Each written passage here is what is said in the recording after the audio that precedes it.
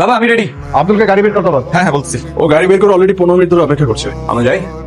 কি ব্যাপার, সবাই আমার দিকে এরকম করে তাকিয়ে আছে।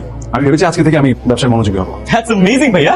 আচ্ছা, এমন ভাবে সবার সাথে হাসছিস যেন আমি অফিস যাওয়াতে তুই অনেক খুশি। তুই যতটা নিজেকে খুব খুশি দেখাচ্ছিস না, ভেতরে ভেতরে তুই ঠিক ততটাই অখুশি। বাবা আসো। Welcome to our office. বসো না। তুই এমডি চেয়ারে বসে আমাকে গেস্ট চেয়ারে বসতে বলছিস, ব্যাপারটা একটু আনফেয়ার হয়ে গেল। সরি ভাইয়া, মানে প্রতিদিনের অভ্যাস তো। তাছাড়া ইউর রাইট ভাইয়া, মানে ইচ্ছাটা তো আসলে তোমারই। আমি তো এতদিন জাস্ট প্লেস হোল্ডার হিসেবে ছিলাম। হ্যাঁ বসো না। আরে আসো তো, আসো আসো আসো আসো। প্রতিদিনের অভ্যাস মানুষকে নেশাগ্রস্ত করে দেয়। নেশাগ্রস্ত মানুষ কখনো বিবেকবান হতে পারে না। দাঁড়িয়েছিস কেন? একটা কাজ কর, এডমিন হেড আর ফাইন্যান্সের হেড একটু ডাক। ব্যবসার কি অবস্থা করে রেখেছিস একটু দেখি। যা। হ্যাঁ যাচ্ছি না। মানে কোন সুস্থ মানুষকে অফিস করে নাকি? আরে ভাই, আমি সবসময় পলিটিক্স করে আসছি, পলিটিক্স এর সাথে ছিলাম, সোশ্যাল ওয়ার্ক করছি। ওই অফিস আমার পক্ষে পসিবল না। অফিস করবো ইফতি আবার সবকিছু ওর সামনে ওর সামনে। আমার পক্ষে অফিস পসিবল না। আমার তো মাথায় ঘুরে উঠছে। এই জন্য তুমি সবকিছু থেকে বঞ্চিত, কারণ বাবা তোমার মধ্যে কোনো রেসপন্সিবিলিটি দেখে না, সবকিছু ইফতির হাতে দিয়ে রাখছে। পলিটিক্স তো করছো বাবা, তাই না? আর কত করবা বলো তো?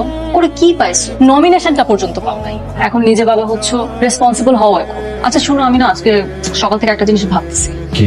আমি এমবিএ কমপ্লিট করা একটা মেয়ে, বাসায় বসে সারাদিন বোর হই, কিছুই তো করি না আসলে। তো আমি ভাবছিলাম যে কালকে থেকে আমি অফিসে যাবো। আলহামদুলিল্লাহ, তাহলে তোমার প্রবলেম সলভ।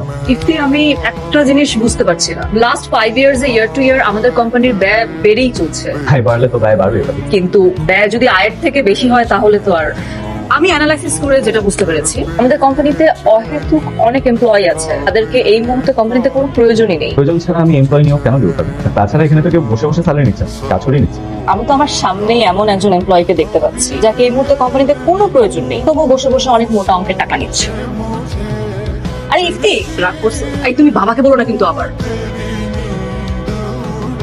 আমার চোখের সামনে আমার এতদিন সাজানো সংসারটা তছনছ হয়ে যাচ্ছে। চিন্তা করেন না, আল্লাহ সব ঠিক করে দিবে। কার অনুমতিতে তোমাদেরকে তুমি চাকরি থেকে পরিচয় করেছো? ওই এরা প্রথম কয়েক মাস ওনাদের পারফরমেন্স অ্যানালাইসিস করে দেখলো যে কোম্পানির প্রফিট আর্নিংস এ ওনাদের ইম্প্যাক্টফুল কোনো পারফরমেন্স নাই। আমার মনে হয় যে ওনাদেরকে যে স্যালারি রেঞ্জ আমরা রেখেছি, সেই স্যালারি রেঞ্জে ওনাদেরকে আসলে রাখার কোনো মানে নেই।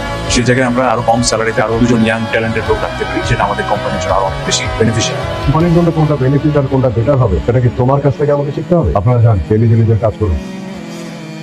নেক্সট থেকে তুমি আর তোমার বউ কোম্পানির ব্যাপারে কোনো রকম নাক গলাতে আসবেন। কোম্পানির ভালো মন্দ আমরা বুঝবো না তো কে বুঝবে?